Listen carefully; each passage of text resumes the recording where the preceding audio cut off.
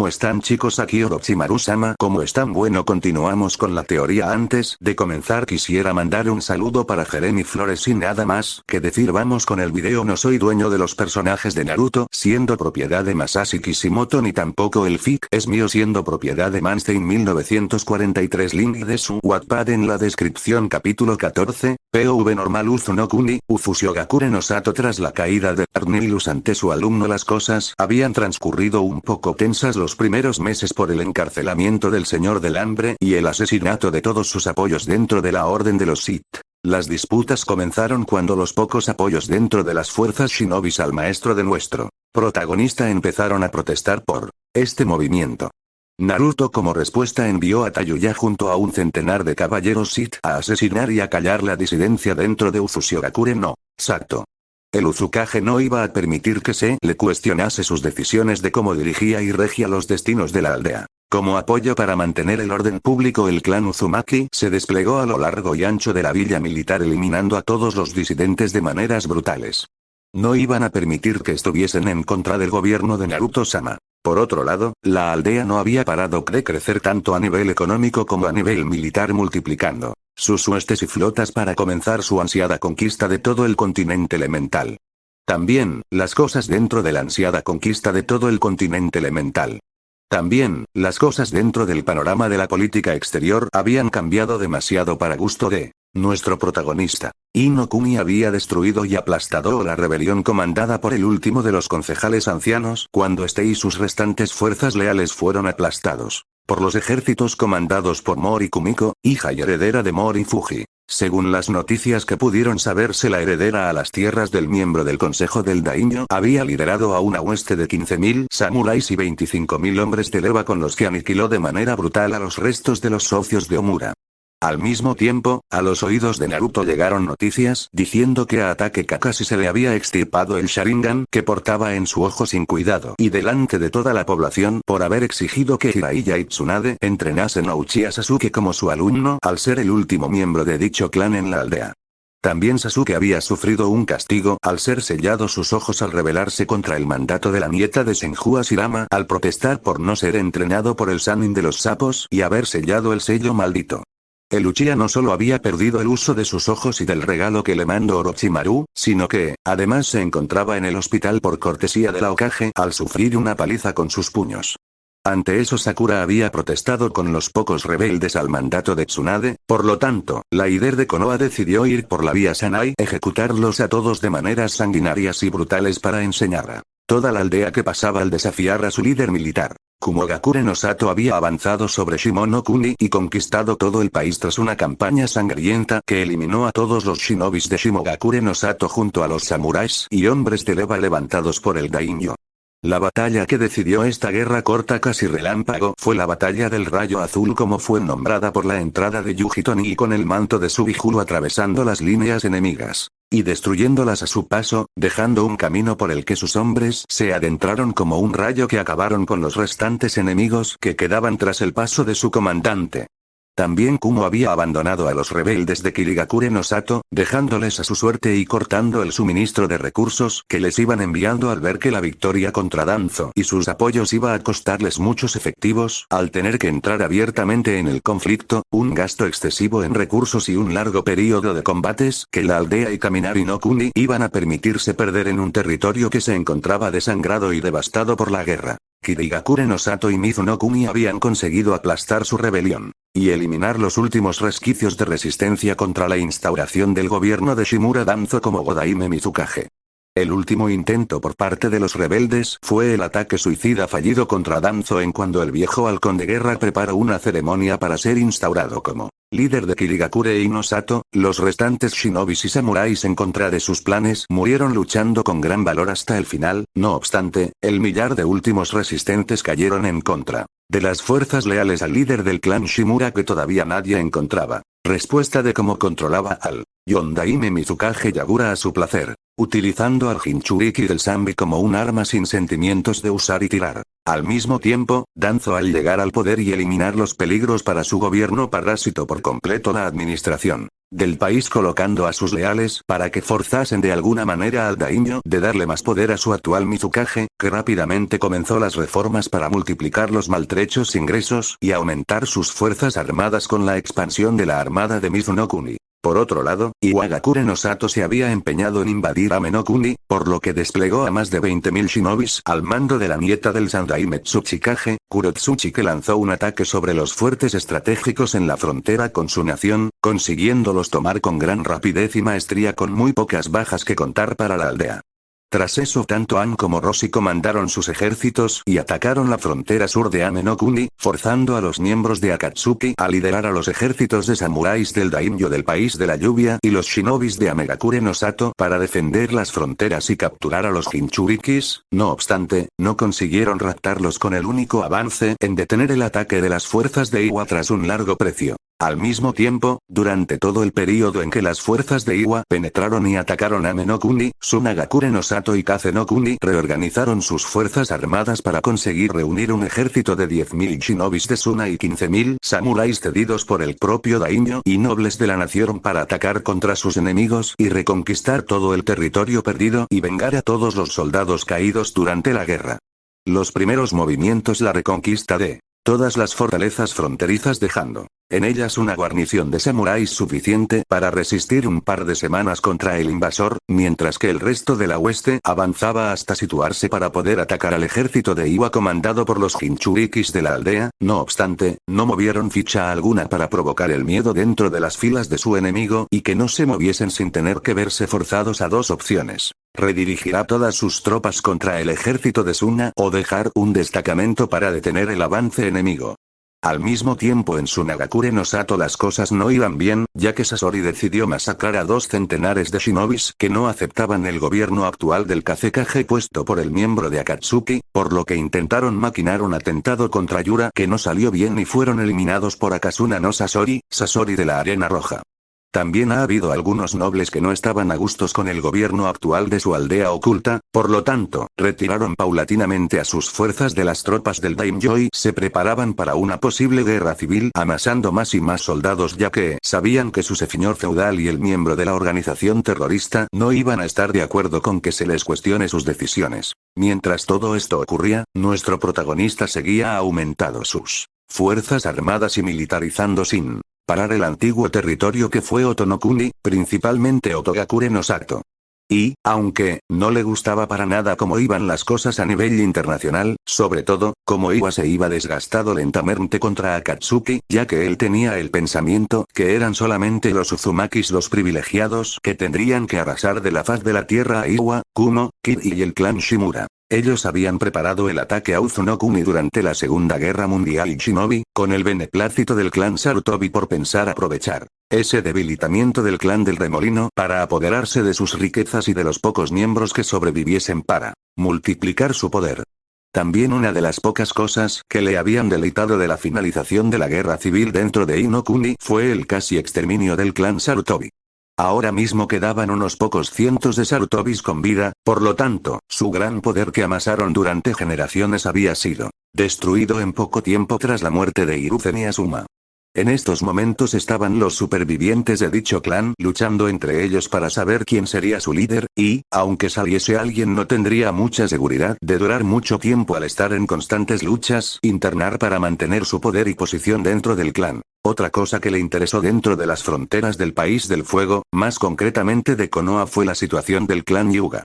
Con la decadencia actual del clan Sarutobi, los Hyuga actualmente eran el clan más poderoso dentro de la aldea, por lo que su ego se había disparado hasta niveles sin parangón. También supo que Hinata estaba bajo control de su padre al estar sometida bajo un sello de control mental de creación del clan Shimura dado por el viejo halcón de guerra Ieyasu, con este convirtiendo a su hija y heredera en una digna máquina de matar para los pensamientos del actual dirigente del clan Hyuga.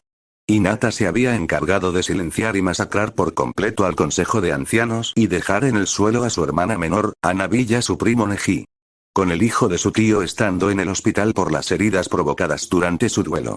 También le habían llegado a sus oídos que la antigua tímida Hinata había comenzado a maltratar y torturar a los miembros de la rama secundaria al conocer que pensaban utilizarla como trampolín para conseguir su libertad y rebelarse contra la rama principal. Por lo tanto, cuando la heredera supo de esta información, se dedicó a ir a martirizar a los Hyuga hasta el punto que nadie le decía nada sin estar arrodillado ante ella y hablarle con un tono sumiso, como el de un siervo ante su noble señor.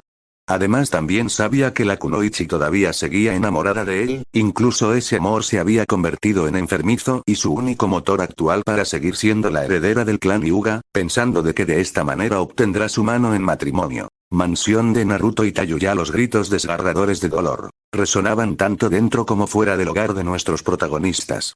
Desde la caída de Otogakure no Sato a manos de las fuerzas de Uzu, la novia del alumno del encarcelado señor del hambre se había encargado personalmente de torturar a su placer a Kabuto de las maneras que ella pensase que fuesen las más óptimas para extraerle toda la información almacenada en su mente. No obstante, tras 2 semanas ya había extraído todo lo que podía, pero eso no quería decir que la tortura para la mano derecha del fallecido Sannin de las serpientes hubiese acabado. Tayuya pensaba que la muerte de su amiga Kin había sido culpa de Kabuto, y con ese pensamiento no había parado de provocarle cortes y torturas tanto físicas como psicológicas para hacerle confesar, y por mucho que el Otokage intentase decir que era mentira y una manipulación de Naruto, lo único que conseguía era que la Sith le atacase con más fuerza al pensar que estaba culpando a su amado de la muerte de su amiga y quería exculparse las culpas. Tayuya, y maldito idiota, confiesa y tu muerte será rápida. Le grita Tayuya ya harta de ver cómo Kabuto sigue en negación de sus actos. Ese maldito, según palabras de la propia Uzumaki, era el asesino de su querida Tsuchikin, así que porque no confesaba sus crímenes, tanto le costaba. Después de que dijese la verdad y aceptase de una maldita vez haber sido el asesino de su amiga, él sería recompensado con su cabeza siendo seccionada de su sable de luz. «Bastardo, confiesa», le exclama llena de furia por ver que solo grita alaridos de dolor y débiles gimoteos de súplica para que se detenga. La rabia que tenía su corazón era tal que comenzó a ahorcar a Kabuto de manera involuntaria. El Otokage se encontraba en un estado deplorable. La mayoría de sus huesos estaban quebrados y esparcidos por todo su cuerpo, por lo que sentía como sus músculos y carne eran desgarrados lentamente. Sus brazos estaban del revés y completamente inutilizados para que no pudiese efectuar ninjutsu médico y aliviar su dolor. Tayuya tuvo la gran consideración de arrancarle un ojo durante la batalla de Oto, así que Kabuto observaba su tortura día tras día por su ojo derecho convertido en un órgano blanco completamente lleno sin vida. Sus cuerdas vocales estaban tan tensas de gritar que parecían que iban a rasgarse por sí mismas.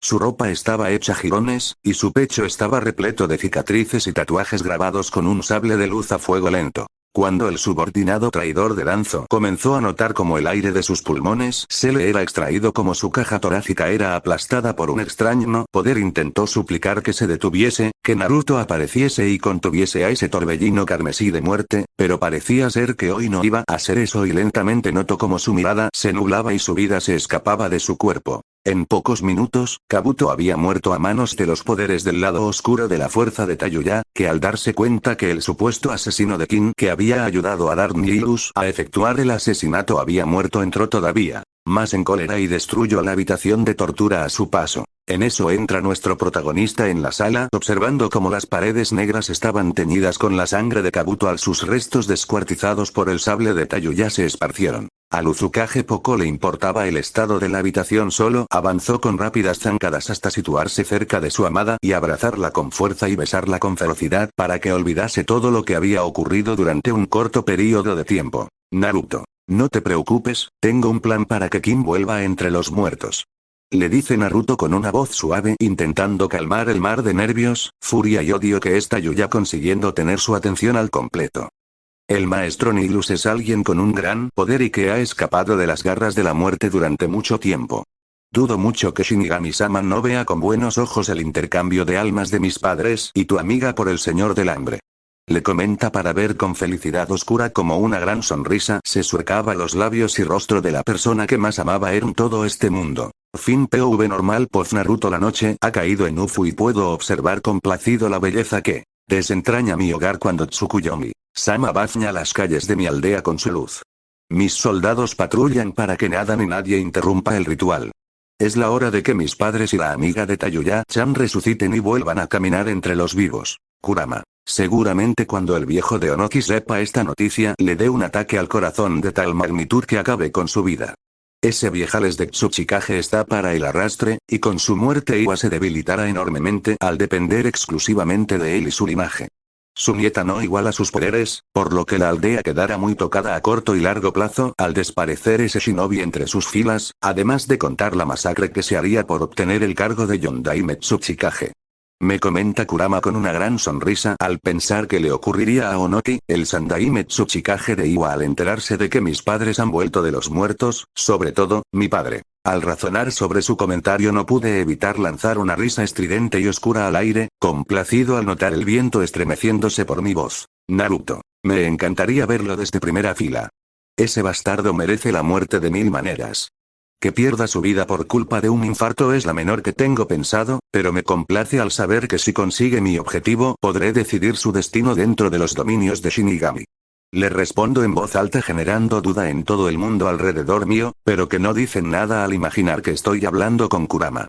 Bien, comencemos, les digo mientras me dirijo fuera de la aldea hasta acabar en las orillas de Uzu, el lugar por donde las fuerzas invasoras durante la Segunda Guerra Mundial y Shinobi desembarcaron para caer contra las defensas de los Uzumakis. Cuando llegué había una veintena de miembros del clan Uzumaki y otra veintena de caballeros Sith. Los primeros efectuando una serie de sellos complicados y de gran manufactura que eran esenciales para el ritual que iba a efectuar, mientras que los segundos estaban dando plegarias al dios de la muerte para que salga todo como yo he estado planeando. Me desplazo al círculo creado por sellos de alto nivel y veo como mi tío Kenshin me cede la máscara de Shinigami que me da la capacidad de sobrevivir al Shiki Fujin, sello consumidor del demonio de la muerte, y yo me lo pongo observando cómo en donde tendrían que estar los ojos del maestro Nilus surgen unos destellos de odio profundo. Fin POV Naruto POV normal Naruto. Shiki Fujin, sello consumidor del demonio de la muerte. Dijo mientras comenzaba a realizar los sellos pertinentes para invocar a Shinigami. De repente en la espalda de nuestro protagonista comenzó a surgir una sombra que fue lentamente tomando forma de lo que parecía ser un espectro, con el rostro cubierto por una máscara de puro horror con un cuchillo en su boca. Su piel era morada y portaba un traje de color blanco.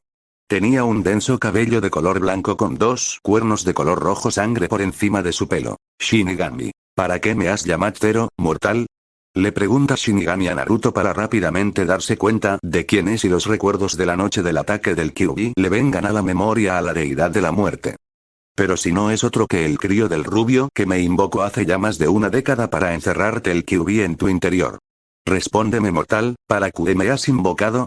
Le vuelve a pregunta esta vez el dios de la muerte observando directamente a nuestro protagonista con sus ojos mirando su alma y esperando pacientemente la respuesta a su pregunta. Naruto. Shinigami-sama, le invoco ahora para que me preste su poder para revivir a mis padres Namikaze Minato, Uzumaki Kushina una Kunoichi de nombre Tsuchikin a cambio del alma de Arnilus que puede ver delante. Le responde a la pregunta de Shinigami y notar cómo el odio de la deidad crece al pensar que un mísero mortal le está pidiendo 3 almas a cambio de una, para él era una afrenta que tenía que ser contestada, pero, igualmente envió sus ojos para observar el alma que le daría si aceptaba el trato y se sorprendió al encontrarse con el señor del hambre. Shinigami. Pero mira quién tenemos aquí, si es el alma que no ha parado de comerse las almas que me pertenecen y apoderarse de sus poderes. ¿Cree que podemos llegar a tener un trato Uzumaki Naruto? Ese maldito se ha llevado ambas almas que me pertenecen. Le dice el dios de la muerte al hijo del Yondaime Hokage y la princesa de Uzu al mismo tiempo que los miembros del clan Uzumaki transportaban los cadáveres de los padres de Naruto y la fallecida amiga de Tayuya al lado de él. Ja, ja, ja, ja, ja. Eres muy precavido y listo, Uzumaki. Mira que utilizar las máscaras que crearon vuestros héroes antepasados para que no perdiesen sus almas al utilizar mi poder, comenta observando el rostro de nuestro protagonista complacido de ver que todavía quedaba alguien que tenía el orgullo suficiente para desafiarlo utilizando las máscaras que crearon los Uzumakis. Seguidamente Shinigami extendió un brazo hacia el cuerpo de un Dark Nihilus que se negaba a ser comido por la deidad de la muerte y se intentó resistir, pero vio como alrededor de su cuerpo se activaban unos sellos que le producían un dolor inimaginable al ser el señor del hambre inmovilizándolo. Rápidamente el maestro de nuestro protagonista sintió como la vida se le era arrebatada sin poder dar resistencia alguna para que Shinigami se coma su alma y expulse otras 3 Segundos después el fantasma de la deidad de la muerte desapareció para que Naruto a partir de los sellos que estaban a su alrededor mover las almas de Minato, Kushina y Kin hasta sus cuerpos. Tras eso el Uzukage cayó al suelo inconsciente por el uso de chakra mientras Kurama le recargaba sus reservas al mismo tiempo que Tayuya iba a mirar cómo se encontraba el amor de su vida y su amiga, mientras que los revividos comenzaban a abrir los ojos sin saber qué estaba pasando. POV normal Uzu no Kuni, Ufushigakure no Sato había pasado medio año desde la resurrección de Namikaze Minato, Uzumaki Kushina y Tsuchikin y la muerte definitiva de Dark Nihilus, el señor del hambre, a manos de Shinigami. Tras eso, el hijo del Yondaime Hokage y la princesa de Uzu quedó inconsciente durante 2 días enteros por la cantidad ingesta de chakra que tuvo que utilizar para el Shiki Fujin, sello consumidor del demonio de la muerte. Durante ese lapso de tiempo tanto Kenshin como Tayuya se encargaron de regir Uzushigakure no Sato en el tiempo que Naruto se encontraba en la cama de su mansión con sus 2 padres sin despegarse de él. No sabían cómo habían vuelto a la vida, pero iban a aprovechar esta segunda oportunidad para pasar el tiempo perdido con su hijo. Perdieron más de 14 años de su vida, y no iban a perderse ni uno más. Así que, preocupados por él no lo abandonaron, salvo Kushina para acosar a una Tayuya que no paraba de sonrojarse cuando la madre de su novia le preguntaba sobre su amor como una ametralladora con munición infinita, notando con algo de furia, como los ojos lavanda de la princesa de Uzu se encontraba un rastro muy sugerente de diversión al molestar a su nuera. Por otro lado, Kin le preguntó a su amiga cómo seguía con vida, y ella le respondió gustosamente gracias a Naruto y al utilizar de alguna manera a su maestro fallecido como cambio por sus almas para traerlos a los 3 de nuevo al mundo de los vivos. Con esa información en su mente, los padres de nuestro protagonista no pudieron evitar sentirse orgullosos de su hijo al observar todo el trabajo que ha conseguido con ayuda de su clan. Las cosas a nivel internacional se habían calmado un poco. Ino Kuni Konoha tras la derrota de la rebelión fallida de Omura se fue lamiendo las pocas heridas sufridas y enviar un gran número de batallones shinobis a la frontera con Yuno Kuni al saber de la masacre ocurrida en el puente de Kirishima, que cuando Tsunade se enteró de la batalla montó en cólera contra Yugakure no Sato y su familia real, ya que por sus malditas ambiciones había perdido a muy buenos hombres. Además, al saber del rearme por parte de la nación fronteriza, Kenta ordenó a los nobles de la zona reforzar sus posiciones y engrosar sus fuerzas armadas, mientras al mismo tiempo enviaba un ejército para apoyar la frontera, sabiendo de antemano que el daimyo del país de las aguas termales, Ozuru, era alguien con unas ambiciones que no paraban de consumir y corromper todo lo que tocaba. Por lo tanto, estaba seguro que tenía preparado a todas sus tropas para librar una guerra contra el país del fuego y Konohagakure no Sato. Por otro lado, la aldea oculta entre las hojas había tenido unos pequeños problemas políticos con el clan Hyuga, alias y decir que al ser el representante y líder del clan más poderoso de toda la villa militar tenía derecho a una cuota de control.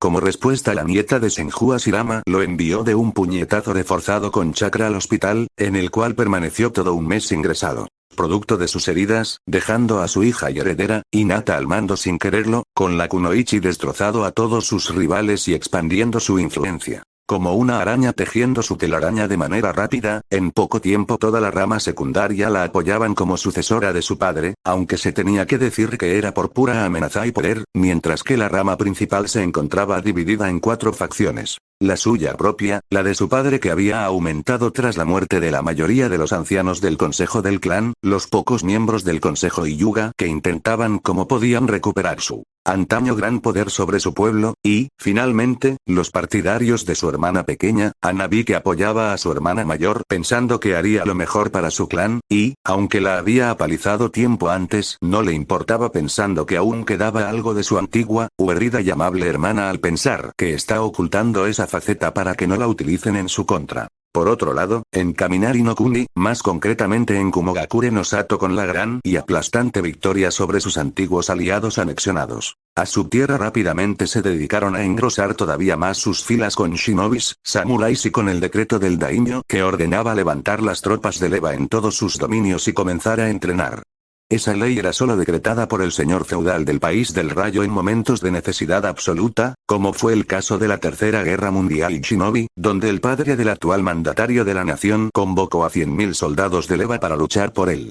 Además, su armada había alcanzado los 500 buques de guerra y 150 de transporte, por lo tanto, podía llegar a transportar en total a más de 300.000 efectivos en su flota, algo que el país nunca iba a poder por no tener en su vida ese número de soldados en sus fuerzas armadas. Al mismo tiempo, en Yugakure no Sato, la Yukage-ai, dominada por la furia, al saber sobre el fracaso en el puente de Kirishima no solo ejecutó a los pocos supervivientes de la matanza producida por los Sick Troopers y los Shinobis de Konoha, sino que, además se llevó de por medio al miembro del consejo que se encargaba de dirigir la Academia Shinobi, dejando una vacante que fue reemplazada por un samurái de la guardia personal de su tío y que sabía bien cómo tener en regla a soldados y con asesoramiento Shinobi se encargó de llevar a cabo una serie de reformas que ayudarían a largo plazo a mejorar el número total de nuevos efectivos que saliesen preparados y su calidad. También, la líder de Yugakure no Sato, convenció a su tío y daimyo de la nación de comenzar a desplegar sus fuerzas armadas repartiéndolas por todos los lugares por donde sus enemigos pudiesen atravesar sus fronteras y que toda su armada se lanzase a los mares para proteger sus rutas comerciales de cualquier peligro. Durante ese lapso de tiempo Kaze no Kuni, Ame no Kuni y Tsuchi no Kuni parece que habían llegado a una especie de acuerdo para conseguir una tregua entre las dos partes del conflicto. Aunque no lo pareciese, las huestes de Sunagakure no Sato habían sido forzadas hasta el cansancio y casi derrotadas por el ejército de Iwa que tenía delante suyo, pudieron mantener sus posiciones y forzar la retirada de parte de sus huestes para lamerse las heridas. No obstante, ese logro se consiguió tras la muerte de la mayoría de esas fuerzas, por lo tanto, el país de la arena no estaba para lanzar una ofensiva y derrotar a Iwa. Por otro lado, Amegakure no Sato se encontraba bajo asedio por parte del ejército liderado por Kurotsuchi, que tras una serie de victorias consecutivas pudo desplazar a sus fuerzas hasta el corazón militar de su enemigo, forzando cero a los restos de las fuerzas armadas shinobis de Ame no Kuni que quedaban con vida a librar un asedio que no podían ganar por fuerza de número si no fuese por los miembros de Akatsuki, que habían conseguido detener los asaltos enemigos, mientras que los samuráis se retiraban a la capital de su daimyo para protegerlo y dando por perdida ya la guerra. En Kirigakure no Sato y Mizu no Kuni las cosas habían sido bastante calmadas, con Danzo multiplicando sus fuerzas y reconstruyendo el país rápidamente, consiguiendo que su popularidad aumente a cotas que superaban el respeto y lealtad por parte de la población que le tenían a su daimyo, viéndolo como alguien débil que no pudo detener a Yagura antes de que pudiese provocar la carnicería y época del terror que llevó a cabo. Los ejércitos del viejo halcón de guerra no paraban de aumentar con el Jinchuriki del Tres Colas y ex Mizukage, Yagura, como comandante de ellos para cuando tocase lanzarse al asalto contra los enemigos de su amo. La armada por otro lado, estaba completamente destruida y hecha añicos comparada con el esplendor que antaño tuviera, fue así que el señor feudal se vio obligado a invertir ingestas cantidades de capital para demandar la construcción de 2.500 buques de guerra para su nueva flota de guerra, teniendo por el momento un total de 600 a los astilleros nunca haber sido atacados durante la guerra civil. También el líder del clan Shimura se encargó de los nobles que no estaban de acuerdo con su gobierno, mandando a sus subordinados a asesinar a los generales y oficiales de sus samuráis para reemplazarlo por alguien que le era leal gracias a su influencia, para que, de esta manera en poco tiempo ya tener una fuerza de 45.000 samuráis bajo su mando, sin importar que fuesen Honins o no. Mientras eso ocurría en el mundo shinobi, con las grandes potencias shinobis engrosando más y más shinobis en sus filas al igual que los nobles con samuráis y creando ejércitos de leva y aumentando sus armadas, Ufushigakure no Sato no se quedó quieta y fue enviando y planificando su primer movimiento, abiertamente en contra de los poderes actuales dentro del continente elemental. Nuestro protagonista sabía que ahora era el momento de atacar, con las potencias shinobis estando tan alerta. De la una de la otra provocaría que al mínimo movimiento sobre un país menor encendiese la chispa de una nueva guerra mundial y shinobi, por lo que él sería quien iniciase la cuarta guerra mundial y shinobi invadiendo Taki no Kuni. De esa manera iba a forzar a Kuno a declarar la guerra a Iwa por pensar que ellos atacara a Takigakure no Sato por su Jinchuriki, lo que forzaría a Onoki a intentar acabar con rapidez su guerra contra Sunagakure y Amegakure al mismo tiempo que movía fichas en el resto de su frontera y observaba atentamente los movimientos de Inokuni, y tras eso el resto de grandes potencias moverían sus fichas, hasta enfrascarse en el mayor conflicto de la historia shinobi con el cual se terminarían las disputas entre países al ser parte de uno mismo, el Imperio Sith de Naruto. Para ello había desplegado en la frontera del país de la cascada a 20.000 Sith Troopers enrolados en 2 legiones La 12th y la 15th, conocidas como el puño del emperador y la tormenta carmesí junto el apoyo de 3000 samuráis y 12.000 shinobis. Al mismo tiempo que esas fuerzas se lanzarían sobre las defensas orientales de Taki no Kuni, se producirían dos desembarcos simultáneos a la vez. Una entre la frontera de Taki no Kuni con Tsuchi no Kuni y otro por la costa que diese camino directo hacia Takigakure no Sato. El primer ataque contaba con 2000 piratas del remolino, 5000 shinobis, 1500 samuráis y una legión de Sith Troopers junto al apoyo de 100 buques de guerra del remolino, mientras que el otro ataque anfibio contaría con 3 legiones de Sith Troopers, 20.000 shinobis, 15.000 samuráis y 4500 piratas del remolino. Todo ello apoyado por 8 acorazados estelares de clase Arrowmore y 20 cruceros de batalla clase Interdictor comandada. La 4T Flota Imperial del Remolino por el almirante Peter Marsh. Fin POV normal POV Naruto. Con la invasión de Taki no Kuni comenzará la guerra de la unificación. Todo el continente elemental caerá ante mi poder. Si las débiles aldeas shinobis y daimyos de los distintos países no osan arrodillarse ante mi persona, acabaré con ellos y exterminaré a sus poblaciones hasta que decidan rendirse y someterse al poder imperial. No hay nadie que pueda plantarme cara. Es la hora que el clan Uzumaki se vengue de todo el dolor que ha sufrido a lo largo de estas últimas décadas y que domine el mundo. Como tuve haber sucedido hace mucho tiempo, digo mientras observó atentamente el mapa del continente elemental que tengo que mi hogar. Un mapa muy detallado de todas las construcciones y infraestructuras del mundo, junto a los países. Desde aquí he estado planificando mis planes de invasión. Primero Oto no Kuni. Después Taki no Kuni, Kusa no Kuni, Ame no Kuni y Tetsu no Kuni. Sin el país del hierro no podrán sentarse en un lugar neutral y que no piensen en que van a ser emboscados cuando lleguen, por lo tanto, todos los países se enfrentarán entre sí. Pienso en voz alta mientras observo el territorio que compone Tetsu no Kuni. Kaa-san me ha dicho que el país del hierro actualmente está gobernado por un tal Mifune, un general samurái que está a cargo de las tropas del país compuestas únicamente por samuráis. Aunque parezca una batalla asegurada, no me he de fiar. Es un terreno que no es conocido por completo, ya que mis informantes se han encargado de rastrear y enviarme las mejores rutas para tomar el país. No obstante, los samuráis son muy tozudos a su código de honor, por lo tanto, debo suponer que lucharán hasta el último hombre. Pues les daré ese placer. Seguidamente iremos tras Yu no Kuni, Kawa no Kuni y penetraremos en Kaze no Kuni y Kaminari no Kuni por Shimo no Kuni, seguí diciendo en voz alta sabiendo ahora en la entrada de mi madre y mi novia. Desde que se conocieron han sido muy unidas y eso me ha provocado más que un sonrojo de vergüenza por parte de mi madre, además de felicitarme por tener a alguien tan poderosa como novia. Posteriormente invadiremos y acabaremos con Danzo y Mizu no Kuni para al mismo tiempo lanzar una ofensiva final con el país del viento mientras avanzamos sobre Tsuchi no Kuni y el país del rayo hasta llegar a Kumogakure no Sato. Comenté mientras iba dibujándome los planes en mi cabeza y los iba construyendo imaginariamente. Con mi dedo recorriendo el terreno, notando pequeñas cosquillas en la yema de mi dedo al notar la madera. Seguidamente dominaremos el país de la tierra y Kaminari no Kuni. Y, finalmente, invadiremos Inokuni con Wagakure no Sato, aunque dudo mucho que Kenta y su familia opongan mucha resistencia a que domine todo el mundo. Digo mientras dejo de pensar en la guerra que pienso librar dentro de poco tiempo para girarme y notar rápidamente los dos pares de ojos de las dos mujeres que tengo delante de mí. Tayuya. Tranquilo, Naruto-kun, ya verás que todo acabará como tú quieres. Sé que tenerlo todo planificado está bien, pero estamos a punto de entrar en una guerra, por lo tanto, pueden haber cosas que no ocurran como queremos o surjan eventos o sucesos nada planificados. Me dice mi querida Tayuya-chan para acercarse a mí, rodear mi cuello con sus brazos y darme un beso sobre mis labios para notar cómo me abraza con fuerza como si temiese que me fuera. Naruto, ¿en serio haces casos a los rumores de que tengo una aventura?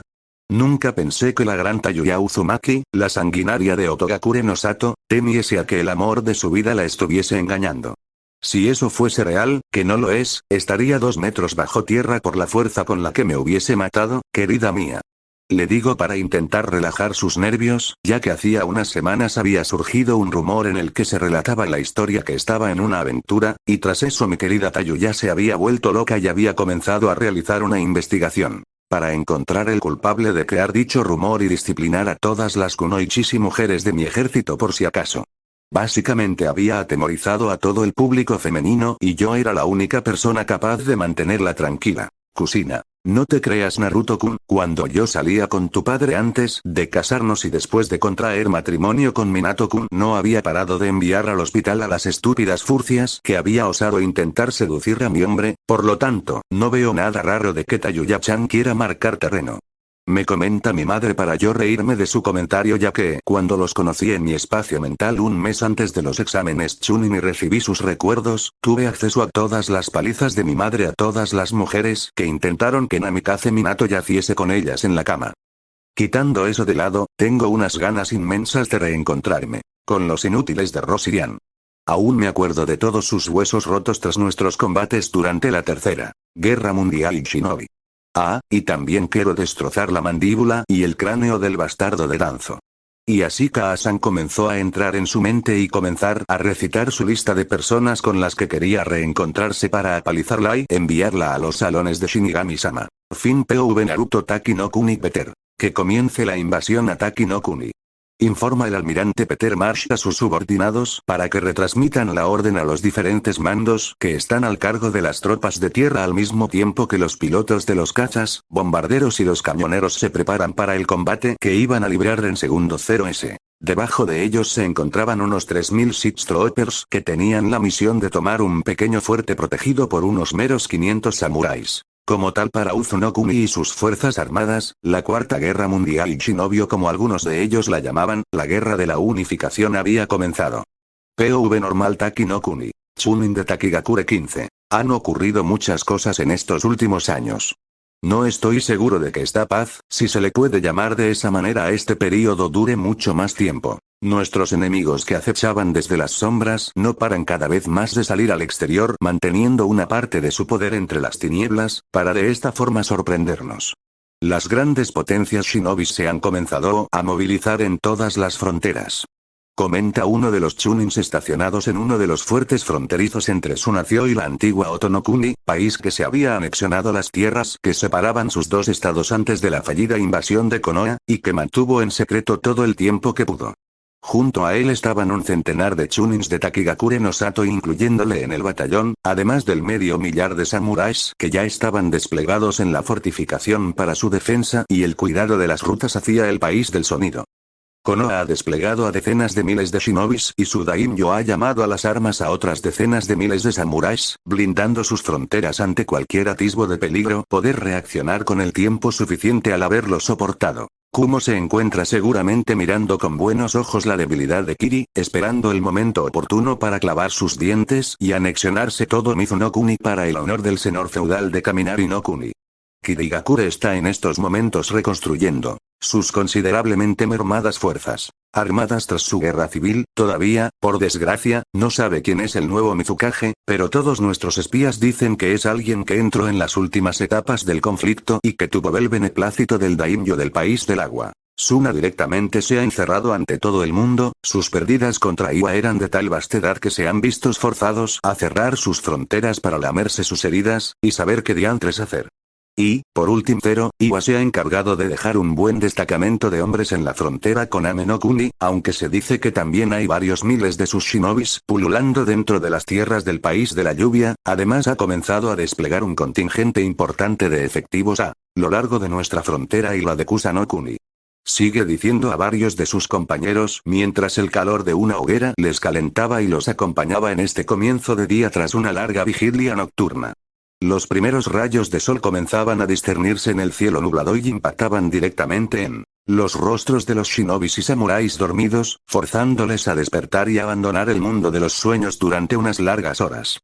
No sé a ciencia cierta qué está pasando, porque mi primo, que es parte del Consejo Civil de Taki, no sabe tampoco qué está ocurriendo con exactitud a lo largo y ancho de nuestro mundo. Lo único que sabemos es que al daimyo le ha entrado un ataque de pánico al recibir una carta y ha ordenado reforzar todas las fronteras inmediatamente.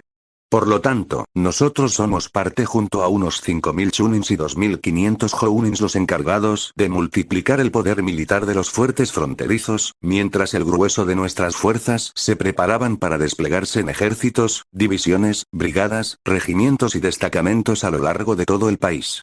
Así que, aún no conociendo qué contenía escrito en la carta para que Kenji-sama recibió, no debe ser nada bueno. Les dice el Chunin con el ceño fruncido, provocando que sus ojos negros carbón se vean más atemorizantes de lo que ya eran, con su rostro sin emociones y repleto de cicatrices producto de las multitud de misiones que había tenido a lo largo de su vida como shinobi. Ya sabía de antemano que todo el mundo lo consideraría un debilucho por venir de una familia que parte de ella es miembro del Consejo Civil, pero tras largos y duros años de esfuerzo ha conseguido obtener el rango de Chunin y tener poder suficiente como para que se le respete por sus méritos, y no por su familia, algo que estaba realmente agradecido. Chunin de Takigakure 58. Señor, ¿puede ser que Iwa se haya aliado con Oto para atacarnos desde ambos frentes? Lo veo factible al temor de Kenji-sama. No es normal que Daimyo-sama se altere de esta manera y ordene estos movimientos. Por lo que, pensándolo bien, si el viejo Onoki ha firmado una alianza con Kabuto, antigua mano derecha de Orochimaru, la mejor manera de poder movilizar de una manera eficiente sus dos ejércitos conjuntamente sería que tuviesen frontera compartida para así no tener ningún problema, pero, no obstante, estamos nosotros en medio de que puedan conseguir ese objetivo, porque si no la otra opción sería declarar la guerra a Kusanokuni y Inokuni, y no les veo con la capacidad para enfrentarse a Konoha abiertamente. Esos bastardos de la hoja son demasiado poderosos aún con la pérdida del Sandaime Hokage entre sus filas. Pregunta uno de los Chunins a su compañero. Este shinobi de Taki era de estatura media. Pelo marrón como la tierra recién mojada, convirtiéndose rápidamente en barro para un lodazal. Ojos verdes como las hojas de los árboles con tonos anaranjados como esas mismas hojas cayendo de las copas en pleno otoño, esperando a la primavera para florecer otra vez. Brazos largos y hombros amplios. Chunin de Takigakure 15. Puede ser. Nadie conoce qué ocurre en la cabeza del Sandaime Tsuchikage, pero si Kabuto y Onoki tienen pensado tener una vía de comunicaciones directa, dudo mucho que se lancen contra Konoha. Kusanokuni tal vez al ser un caramelo para los shinobis de Iwa, pero enfrentarse Inokuni de cara cuando has recibido bastantes más bajas de las que esperaste en la guerra que ha tenido, y que sigue teniendo contra Tsunayame es una completa locura. Además, siempre han sido derrotados por las tropas de Konoha. Por lo tanto, veo más factible que nos invadan y dividan nuestro territorio por la mitad, aunque eso puede forzar a Konoha y a Kumo a entrar en guerra contra Iwa y Oto por temor a que se hagan más poderosos.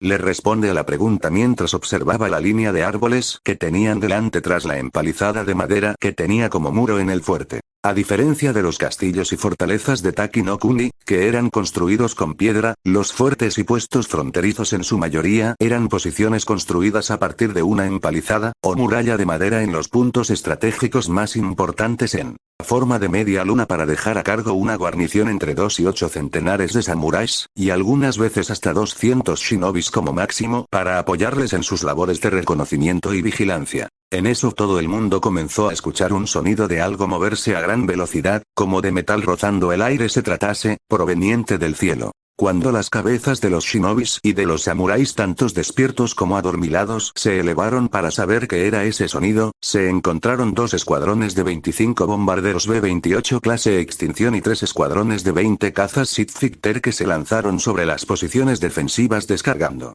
una tempestad de poder y muerte sobre la sorprendida guarnición. Antes de que tan siquiera los shinobis intentasen algo sufrieron el ataque de los proyectiles que salían de los cañones de los cazas junto a las bombas que desplegaban los bombarderos con una furia inhumana. En pocos minutos la empalizada se encontraba destrozada, con varios huecos a lo largo de los cientos de metros en la que estaba erigida, partes de cuerpos de shinobis y samuráis estaban esparcidas por todo el fuerte, con los heridos nublándoles la vista y la mente hasta caer en la inconsciencia para posteriormente dejar de respirar e ir directamente a los salones de Shinigami. Los supervivientes al ataque cayeron al suelo producto de las explosiones del ataque inicial de las fuerzas armadas del remolino sobre sus posiciones.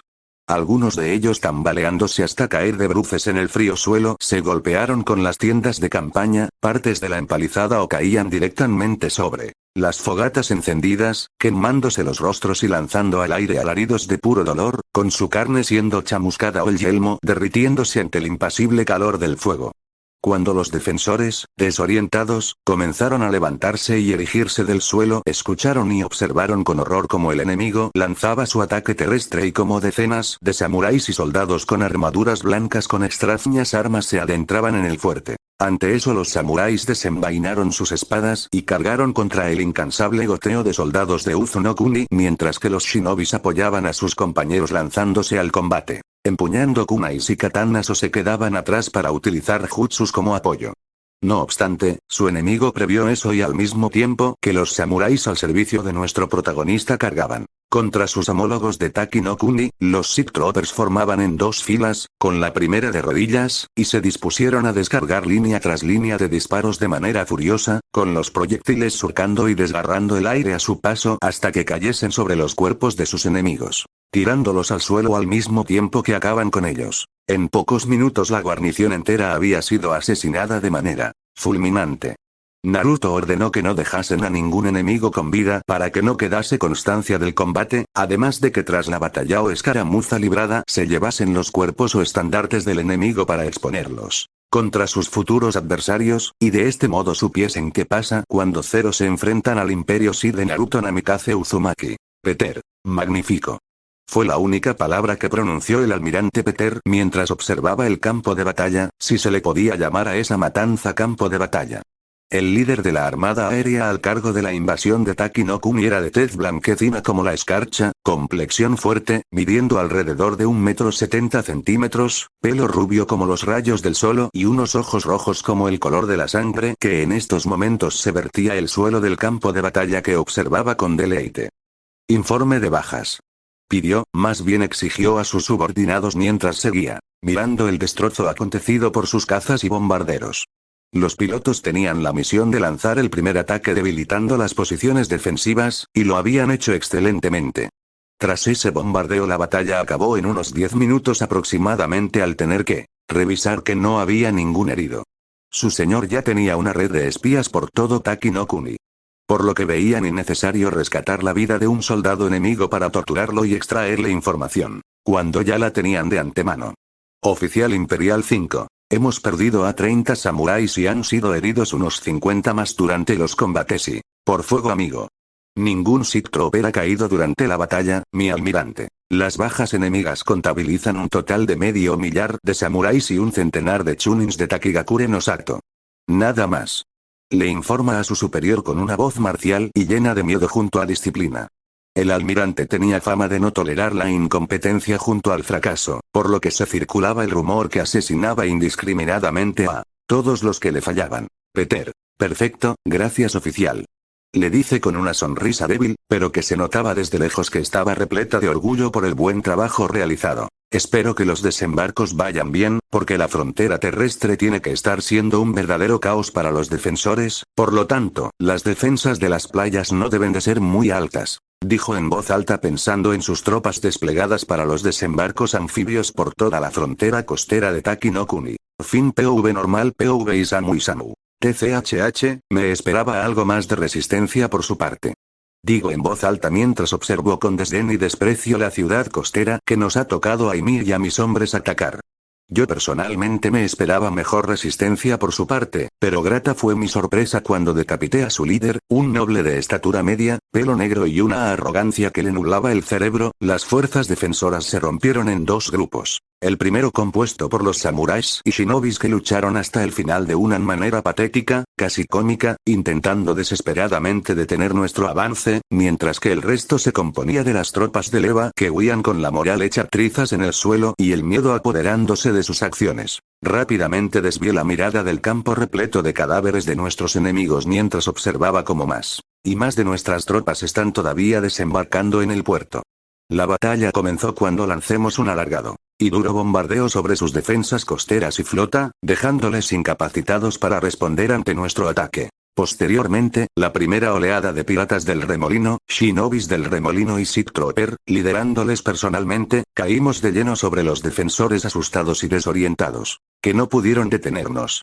Después de haber atravesado el puerto y las primeras líneas de soldados enemigos nos adentramos en las calles, atravesando todo a nuestro paso dejando un riego de sangre y cuerpos por nuestros pasos han dejado su huella. Tras eso el noble al cargo de la ciudad se lanzó contra nosotros junto a sus samuráis en una carga desesperada cuando observó que sus hombres estaban cayendo como moscas.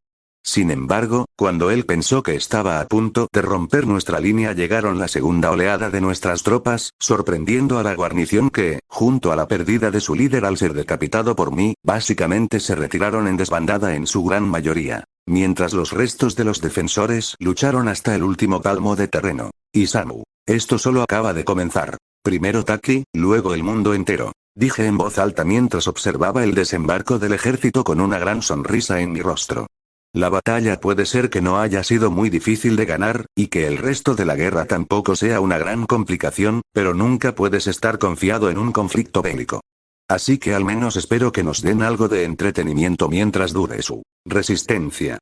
POV normal Uzu no Kuni, Ufushigakure no Sato, sala del consejo de la aldea Naruto. Ya ha transcurrido un mes desde el inicio de nuestra invasión de Taki no Kuni.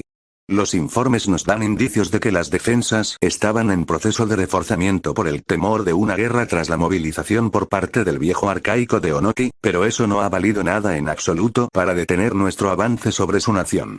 Las principales ciudades, sin contar la capital, han caído bajo nuestro mando con suma sencillez. Sus fortalezas reducidas a cenizas y roca molida a polvo. Mientras tanto sus fuerzas armadas o se encuentran huyendo. Para resguardarse de nosotros, están capturados y siendo asesinados delante de las fortalezas y últimos puestos defensivos que quedan en el país de la cascada para acabar con la guarnición posteriormente, o directamente se encuentran asesinados y sus cadáveres pudriéndose en los extensos campos de batallas al inclemente sol que les baña cada día. Lo único que quedan son pequeñas bolsas de resistencia, siendo estas la capital dirigida por el daimyo, Takigakure no Sato resistiendo como medianamente pueden, y unas pocas fortalezas y fuertes que no llegan a 10 con pocos soldados que no tomarán mucho tiempo, máximo 2 días como mucho para que finalmente caigan ante nosotros. Informa nuestro protagonista al mismo tiempo que narraba la información sobre su campaña militar sobre Taki no Kuni, señalaba el avance de sus tropas sobre el país enemigo. ¿Por qué lugares han pasado? ¿Qué batallas han librado? ¿Qué posiciones han supuesto una mayor complicación a la hora de cumplir sus objetivos? Pero, lo que en general se sacaba de toda esta información extraída era que la campaña había sido un éxito total. Sus tropas no habían sido derrotadas en ningún momento, sus grandes matanzas habían dado sus frutos, y tras la primera semana muchas ciudades, pueblos y fortificaciones se rendían ante la llegada de las tropas del Uzukage, para que los militares sean asesinados de maneras brutales. Fuyuka. El daimyo de Taki no Kuni no piensa rendirse por lo que mis fuentes me cuentan. Él piensa luchar hasta el final sin importar si lleva a todos los habitantes de la capital de su nación a la muerte. Sigue creyendo que la guerra contra nosotros aún puede varias y puede conseguir una victoria que nos haga retroceder y ser derrotados. Las fortalezas que todavía se mantienen en pie no resistirán mucho tiempo más. Sus suministros están casi al borde de extinguirse al tener que desviar muchos de estos para cuidar de la cuantiosa cantidad de heridos que han llegado a sus murallas, dejando a los propios defensores con unos recursos insuficientes para mantenerse en forma para la lucha.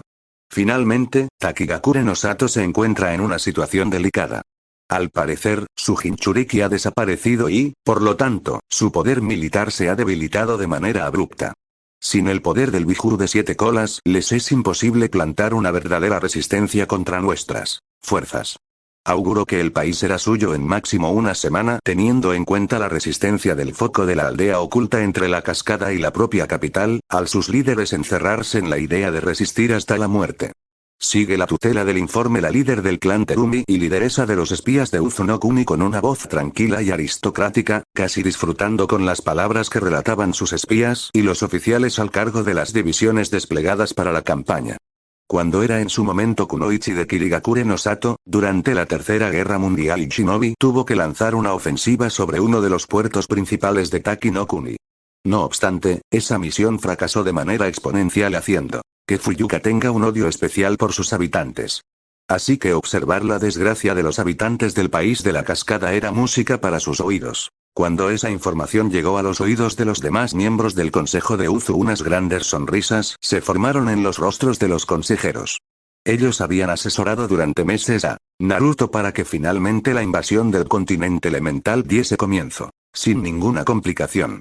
Entre ellos quien más destacaba era Kenshin, ya que el hermano de Kushina había estado discutiendo durante horas y horas por días con su querido sobrino sobre las tácticas y estrategias que sus tropas tenían que emplear para conquistar todos los países que se encontrarían por el camino.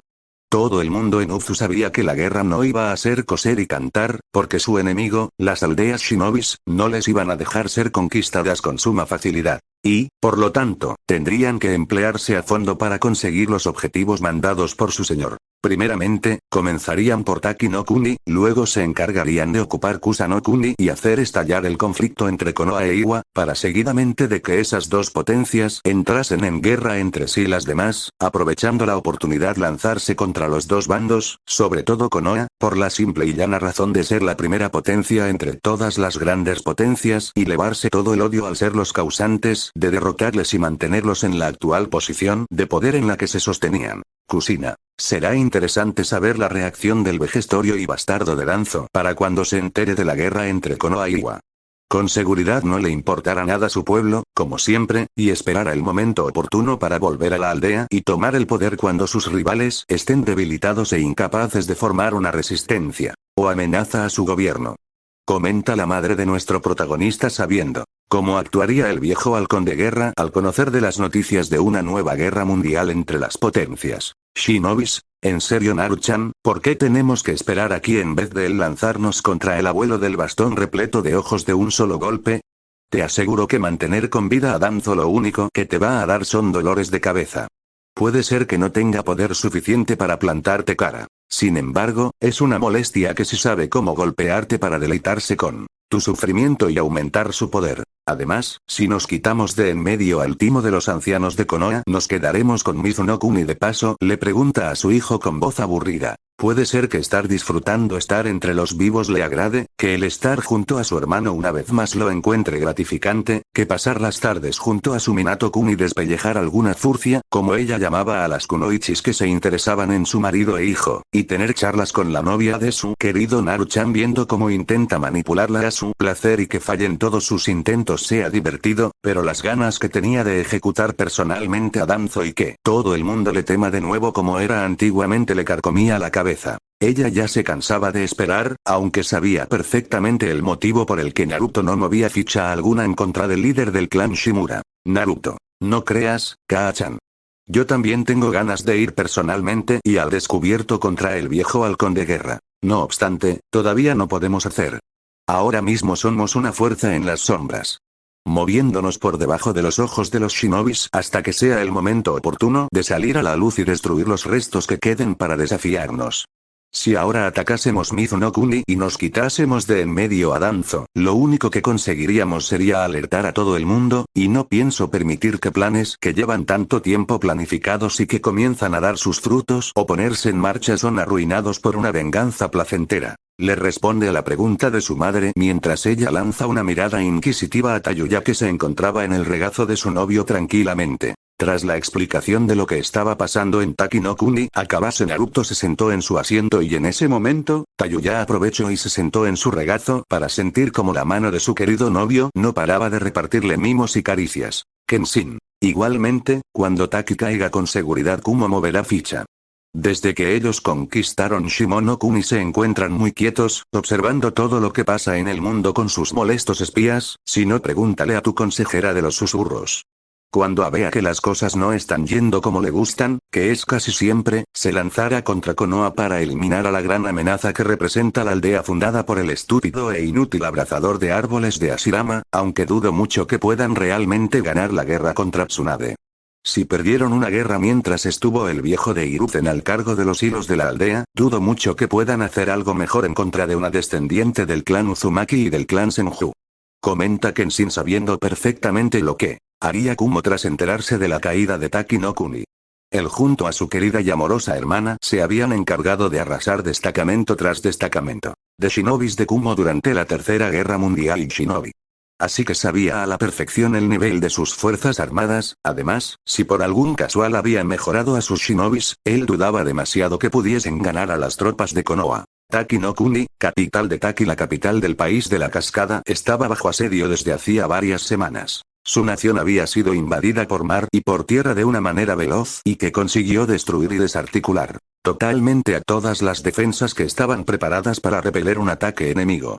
De alguna manera consiguieron atravesar sus fortalezas y ciudades con suma facilidad. El temor se expandió rápidamente entre la Población civil forzando a las tropas de leva, samuráis y shinobis a reprimir en multitud de ocasión revueltas populares. Para rendir sus hogares para salvar sus vidas, que cuando alguna conseguía su objetivo eran masacrados por los atacantes. Las derrotas no pararon de sumarse junto a las montañas de cadáveres que dejaban los invasores tras su paso.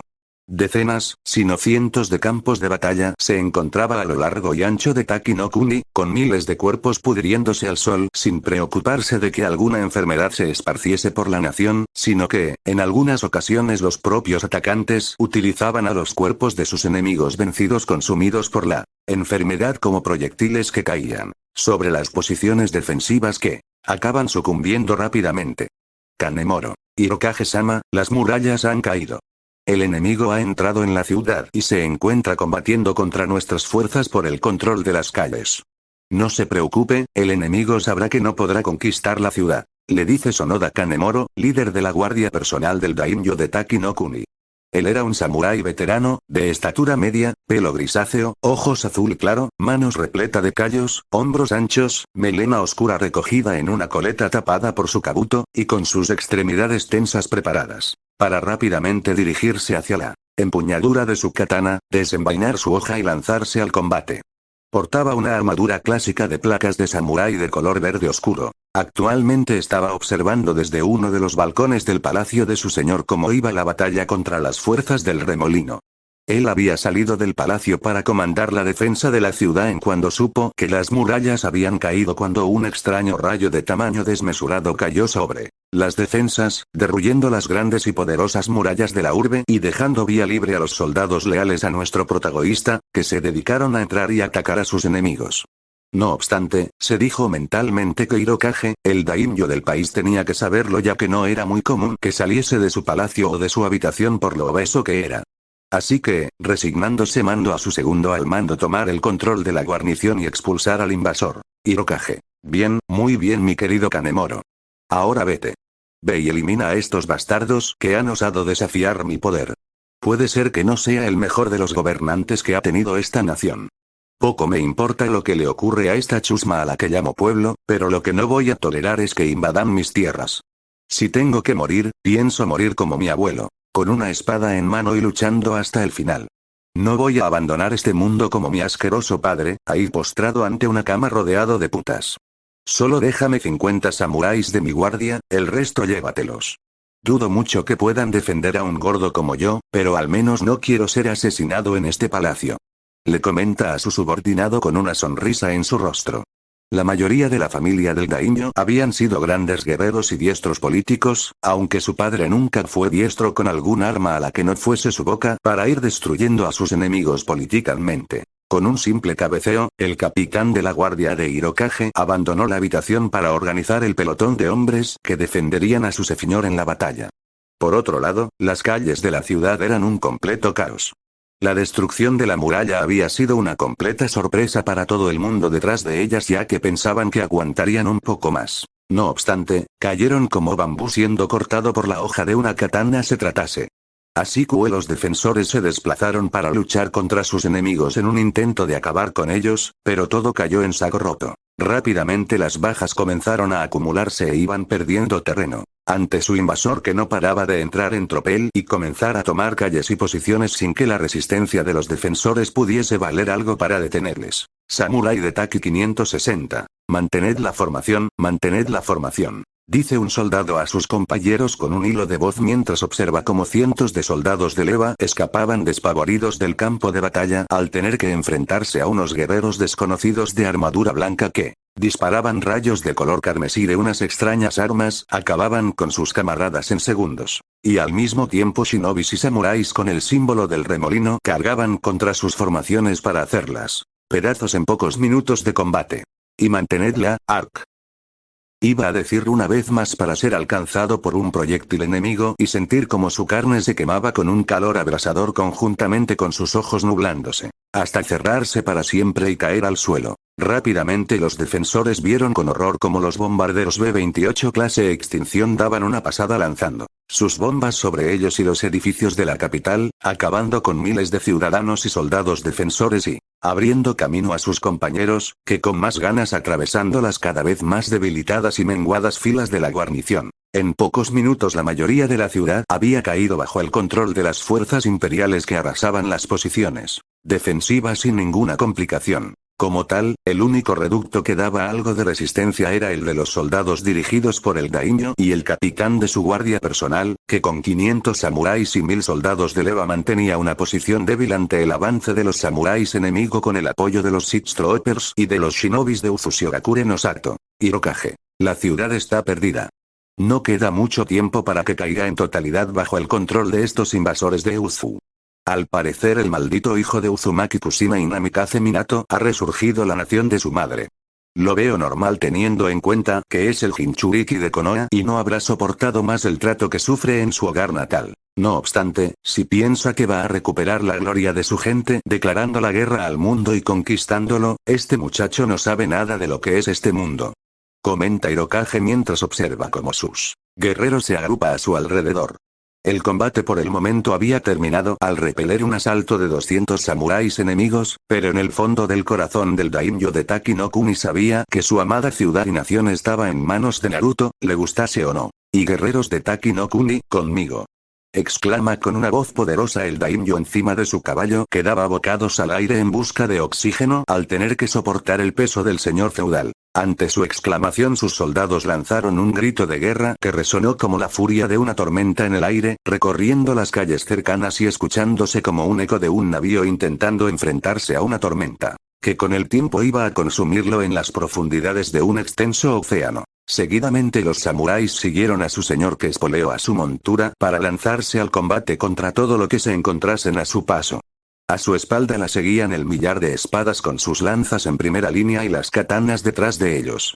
No faltó mucho tiempo para encontrarse con una fuerza de 400 Sith Troopers, 300 shinobis de Uzu y 2400 samuráis del remolino delante suyo, que, al darse cuenta de la aparición del reducto de Erensor bajo el liderazgo de su senor, con gran velocidad formaron para acabar con los últimos guerreros que querían dar una resistencia contra el invasor. No hizo falta una orden para que los Sith Troopers abrieran fuego y atravesasen la formación enemiga, con los samuráis a caballo cayendo al suelo muertos incapaces de cubrirse de la lluvia de disparos. Posteriormente, las katanas de los hombres del remolino salieron de sus vainas en un chirriante sonido de metales chocar contra el viento tintineando, para seguidamente cargar contra sus enemigos. Mientras que, por otro lado, los shinobis lanzaban jutsus de Futon, Katon y Raiton al mismo tiempo que una parte de ellos se movilizaban por las alas para atacar los flancos de sus enemigos, que iban cayendo como moscas ante el incesante fuego enemigo y sin poder escapar de la muerte. Hirokage, malditos seáis. Brama el daimyo de Taki no Kuni para hacer un arco con su espada de modo descendiente y que la hoja de su katana se incruste en el cuerpo de un samurái enemigo, hundiéndose en la carne y el hueso que partía. Cuando extrajo el acero del cuerpo de su enemigo, dicho soldado tambaleó retrocediendo al mismo tiempo que un torrente de sangre emanaba de su herida para segundos después caer al suelo. Cuando iba a lanzar otra orden a sus soldados, observó, sorprendido y horrorizado como esos mismos guerreros, que le juraron servir hasta la muerte se encontraban muertos, heridos o huyendo ante la superioridad enemiga. Los pocos que quedaban librando una batalla perdida se encontraban rodeados de enemigos, intentando asesinar a los invasores del remolino de cualquier manera posible, errando en el intento y siendo recompensando con la muerte. En eso el daimyo retorna su vista para encontrarse con los 4 centenares de Sith Troopers, destacando entre ellos un soldado de armadura roja, seguramente un capitán. Esos fueron los pensamientos de Hirokage antes de no sentir absolutamente nada para cuando se fijó que ese mismo capitán le apuntó y de un solo disparo certero le reventó los sesos. La batalla por la capital de Taki no Kuni terminó una media hora después, cuando los últimos focos de resistencia a que se formaron para intentar mantener el control de su ciudad cayeron ante el avance de las tropas imperiales del remolino. Solamente hizo falta cerca de 2 horas para que la urbe más importante de todo el país de la cascada cayese ante Naruto Namikaze Uzumaki. Fin POV normal POV Peter Peter. Mi señor. Le dije a Lord Naruto mientras me comunicaba con su persona por medio de un holograma en mis aposentos. La batalla por la capital del país de la cascada ha concluido. Hemos ganado, y su daimyo ha sido asesinado. Al mismo tiempo las fortalezas que todavía resistían a nuestro poder han sucumbido y quedarán unos minutos para que Takigakure no Sato siga el mismo destino, por lo tanto, tengo el placer de anunciarle que Taki no Kun ya ha caído. Le comento los informes que me han llegado en los últimos minutos con una voz relajada, fría y casi de manera robótica. Mis palabras no paraban de resonar en la habitación y suecar el aire que respiro mientras tengo la mirada inquisitiva de mi señor penetrando mi mente en busca de cualquier signo de traición o mentira. Naruto. Gracias por las buenas noticias, almirante Peter. Estoy complacido por la buena labor acaecida para cumplir con su misión. Sabía que podía confiar en usted para esta labor. Puede descansar. En unos días le enviaré las siguientes instrucciones. Sin embargo, mientras espera prepare a nuestras fuerzas para una posible defensa en contra de las tropas de Iwa, Konoha, Kusa o Kumo. ¿Entendido? Me pregunta al final tras haberme elogiado mis logros durante la campaña militar. Su voz está carente de emociones, pero, aunque no se note si no te fijas bien hay una pequeña pizca de orgullo en sus palabras. Por esa razón le asiento fervientemente con la cabeza para decirle que cumpliré sus órdenes a rajatabla. Continuará. Si les gustó denle like y suscribirse hasta el próximo video.